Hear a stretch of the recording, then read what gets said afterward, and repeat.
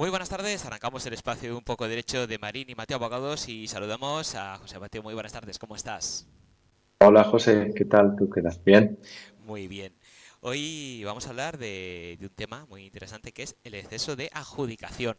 Y Correcto. si te parece, para ponernos un poquito en antecedentes, podemos empezar explicando Sí, precisamente. correcto. Lo primero hay que entender, claro, Exacto. que es el concepto. Vamos a A explicar ver, lo el que es. concepto, el exceso de adjudicación, fundamentalmente, hablamos en herencias, aunque luego comentaré algún tema también relacionado.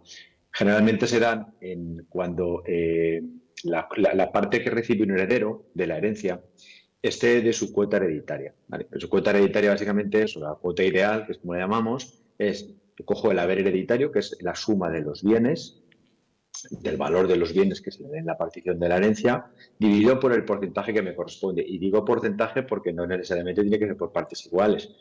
Es decir, si la herencia es 1.000.000 de euros y yo tengo, por circunstancias del testamento, un 20%, pues mi cuota ideal es el 20% de ese millón, son 200.000 euros. ¿Vale? Esa, si queramos, es la cuota que teóricamente me correspondería según el testamento. En muchas ocasiones pues suelen ser partes iguales, pues son tres hermanos, pues no hay ese problema. Pero en ese caso la cuota ideal sería pues un tercio, ¿vale? Entonces, entendemos el concepto de cuota ideal. ¿Cuándo se genera un exceso de adjudicación? Con consecuencia fiscal, obviamente. Cuando lo que yo recibo en la herencia es más de mi cuota ideal que acabo de comentar. Claro, esto así dicho, pues si mi padre tiene 300.000 euros en dinero en efectivo y somos tres hermanos, es imposible que haya exceso de adjudicación. Se reparte en tres cuotas o tres tercios y ya está. Pero claro, el problema es que tenemos inmuebles, tenemos otros bienes o sea, a lo mejor podemos tener vehículos, tenemos que poner bienes inmuebles, que muchas veces es muy difícil cuadrarlo con las cuotas ideales, porque a lo mejor puede haber un bien que valga mucho más que otros, etcétera, ¿no? Pues a lo mejor tengo una vivienda que vale mucho más que el siguiente bien, que es una casita en el pueblo y un coche y una cuenta corriente. Entonces ahí es donde es más fácil que se generen excesos de adjudicación, porque incluso aunque lo intentemos, no vamos a poder cuadrar tres cuotas o tres adjudicaciones o tres hijuelas que decimos iguales, ¿vale? En este caso, por ejemplo. Entonces, eso, cuando esas diferencias entre lo que me correspondería teóricamente si fuera el porcentaje exacto y lo que realmente me adjudico, eso genera un exceso de adjudicación. Por tanto, exceso de adjudicación es lo que me adjudico de más respecto de mi cuota ideal. Hay un par de temas, por ejemplo, hay algunos temas que se parecen mucho, pero que tienen su regulación. Por ejemplo, pues en la vivienda habitual, cuando me divorcio, el exceso de adjudicación tiene una regulación específica, ¿vale? Incluso últimamente el Supremo ha dicho, incluso aunque no se paguen los excesos de adjudicación. Hay cosas que parecen exceso de adjudicación, pero tienen una normativa específica. Luego, por ejemplo, cuando tenemos mi hermano y yo un bien en común y se lo queda él o me lo quedo yo, por ejemplo, eso teóricamente también es un exceso de adjudicación. En teoría, repito, porque yo, desde mi punto de vista, no es un exceso de adjudicación, pero bueno, por ejemplo, esos excesos de adjudicación donde hay dos personas que tienen el 50% de un inmueble, se lo adjudica uno, técnicamente es un exceso de adjudicación porque me quedo toda la casa, pero, por ejemplo, eso tiene una tributación especial. Ahora comentaremos el tema de la tributación, tributa por actos jurídicos en vez de por impuesto de transmisiones, ¿no? Entonces, un poco el tema de exceso de adjudicaciones, cómo se declaran ese más que he recibido respecto de mi cuota ideal y cómo se regula, ¿no? Un tema aparentemente sencillo, pero que la práctica es bastante compleja luego. En muchos casos que se dan temas complejos en la práctica, ¿no? Perfecto, pues si te parece, ya que hemos puesto un poquito de antecedentes, explicamos cómo tributan. Claro, la clave, la cuestión, la dificultad está porque en principio debería dar igual. Es decir, si yo me adjudico un bien, pues en principio si yo lo quiero, acepto que la parte que me corresponde valga menos y mi hermano o los otros herederos o quien fuere, pues recibe, pues en principio diríamos, pues qué más da Hacienda. Claro, Hacienda lo que te está diciendo es que si mi cuota ideal son 200.000 euros y me ha adjudicado un inmueble que vale más, que vale, por ejemplo, 300.000 euros, esos 100.000 euros de más es un exceso respecto a lo que me corresponde. Por lo tanto, algún heredero habrá recibido menos, es de pura lógica. El problema es que esos excesos tributan. Y tributan además por un impuesto bastante caro que es el impuesto de transmisiones patrimoniales. En este ejemplo que te he puesto, yo, por recibir 100.000 euros más de lo que me correspondería, porque el inmueble que me ha tocado en la herencia o el que hemos repartido o hemos decidido adjudicar vale más, tributaré por impuesto de transmisiones. Ahí depende de cada comunidad autónoma, pero vas a estar entre un 6, 10 e incluso alguna comunidad autónoma, en algún caso, el 11%. Entonces, yo recibir ese exceso de adjudicación o recibir ese bien que vale más me va a suponer que esa diferencia de 100.000 euros más de mi cuota tributa, en este caso, por ejemplo, pues en Madrid al 6%, 6.000 euros, o en otras comunidades autónomas 8.000 o incluso al 10%, 10.000 euros, ¿no? Por eso digo que un poco el problema está en eso, ¿no? En cómo evitar eso y cómo regular esto, ¿no? Y en todo caso, ten en cuenta que estamos hablando de casos en los que yo me adjudico la vivienda, en este ejemplo que hemos puesto, y le pago a mi hermano o a mi coheredero, quien sea, 100.000 euros. Porque una cosa es que es un exceso de adjudicación que yo pago. Y si yo me corresponde mi herencia 200.000 euros, un ejemplo sencillo, una herencia sencillo, dos hermanos, 400.000 euros. Y resulta que hay una vivienda que vale 300. Mi cuota ideal, en teoría, es la mitad. Somos dos, son 200.000. Si me adjudico la vivienda que vale 300 y mi hermano se adjudica el resto de bienes que vale 100, yo tengo un exceso de adjudicación de 100.000 euros respecto de mi cuota y mi hermano tiene 100.000 euros de defecto, ¿vale? Que es un poco pues, él recibe. Entonces, para que recibamos lo mismo, yo tengo que coger de mi dinero y darle a él 100.000 euros, ¿vale? Yo, para empezar, tributaré por esos 100.000 euros, dependiendo del ITP, el tipo de gravamen de cada comunidad autónoma. Bueno, pues la comunidad valenciana, un 10%, 10.000 euros. Siempre que se lo pague en dinero. Con dinero que no sea de la herencia, porque si es de la herencia, evidentemente, no habría un exceso de adjudicación, en principio. Pero claro, el problema viene cuando yo hago un exceso de adjudicación y no lo pago, porque técnicamente, y bueno, por lo menos para la Dirección General de Tributos y para la mayoría de las comunidades autónomas que nos van a hacer es tributar por donación. Porque si yo me adjudico 100.000 euros más que mi hermano y no se lo pago, teóricamente le estoy regalando 100.000 euros. Porque estoy recibiendo, o perdón, mi hermano me está regalando 100.000 euros porque está recibiendo 100.000 euros menos. Entonces, claro, normalmente, como las herencias suelen ser entre colaterales, es decir, entre hermanos, primos, puede ser muy cara ese exceso de adjudicación. Entonces, cuidado con los excesos de adjudicación. Hay formas de evitarlos, obviamente, pero que tengamos cuidado a la hora de hacerlos porque pueden ser muy caros, sobre todo si no se pagan, ¿no? Y en el caso de que haya un solo bien.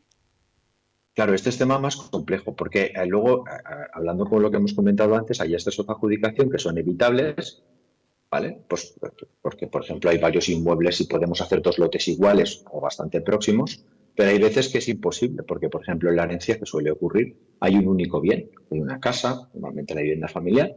Entonces, en ese caso, el hecho de que yo me adjudique el bien y que la otra parte no se pueda adjudicar es lo que se llama un exceso de adjudicación que no se puede evitar, porque ese bien es una vivienda que no se puede dividir en dos viviendas. Otra cosa es que sea evitable. Porque, bueno, si yo recibo una finca de 40.000 metros cuadrados, una finca rústica, y la puedo dividir en dos según la ley, pues teóricamente no hay problema.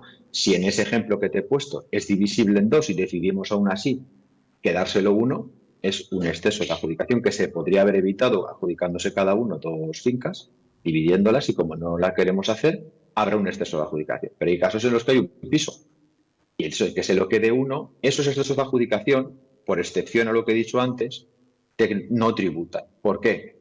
Porque como no puedo hacerlo de otra forma, hay una normativa que establece el Código Civil, la normativa tributaria, que dice que como en ese caso es imposible evitar hacer dos lotes, en realidad es un exceso de adjudicación inevitable que se llama y por lo tanto yo le tendré que dar a mi hermano la mitad del valor del piso, pero no tributará por ese 10%, en este caso yo, que me adjudico el bien, por ITP, porque es lo que decimos, que llamamos excesos de adjudicación que no son evitables, ¿no? O que no se pueden evitar. ¿Y puede la administración generar el exceso al revisarlo?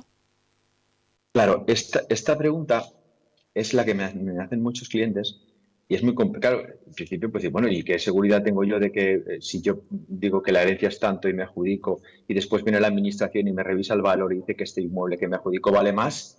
Si se ha generado un exceso de adjudicación en el ejemplo, imagínate en el ejemplo anterior que te he puesto, que me viene la administración y me dice que ese inmueble no vale 400.000, que vale 500.000. Se generaría más exceso de adjudicación y, por lo tanto, más impuestos. Pues gracias a Dios ahí los tribunales hace ya tiempo le dijeron a la administración, si usted revisa el valor o hace una comprobación de valores, esa comprobación de valores no puede generar excesos de adjudicación.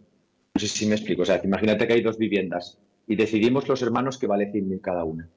Si cada uno se adjudica una vivienda en esa herencia, no hay un exceso de adjudicación. Viene la administración y me dice que la vivienda que yo me he adjudicado en vez de 100 vale 200. Entonces, teóricamente me podría decir la administración, no, usted se ha adjudicado 100 y 100, como la herencia según vale 300, porque he modificado y aumentado el valor de su bien, su hermano tendría que haber recibido 150, como se ha recibido usted 100, ha recibido 100 en vez de 150, usted ha tenido un exceso de adjudicación y tiene que pagar. O sea, esos excesos de adjudicación que se generan por la comprobación tributaria de los valores de las herencias, esos no están sujetos a tributación, solo los que yo declare conscientemente en la herencia, ¿no? Eso, pues digo porque es una pregunta que ahora está claro, pero durante años no te creas que estuvo tan claro y hubo bastantes conflictos con ese tema. En principio, los excesos de adjudicación, los no revisados, son los que tributan, no los que revisa la administración, ¿no? ¿Y cómo se evita?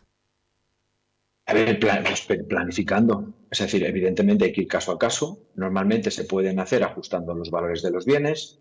Hay veces que es inevitable, pues se tienen que declarar, se declaran. Pero dependiendo de muchas veces si el bien es claro, hay veces que es imposible y no se puede evitar, pero por ejemplo si no se pueden evitar los excesos de adjudicación será mucho más beneficioso, por ejemplo en este caso, generar un proindiviso en la herencia y extinguir el proindiviso después, que es mucho más barato tributar por actos jurídicos que por transmisiones, por ejemplo. Se puede hacer haciendo lotes, ahí tenemos más flexibilidad a la hora de determinar los lotes en las herencias.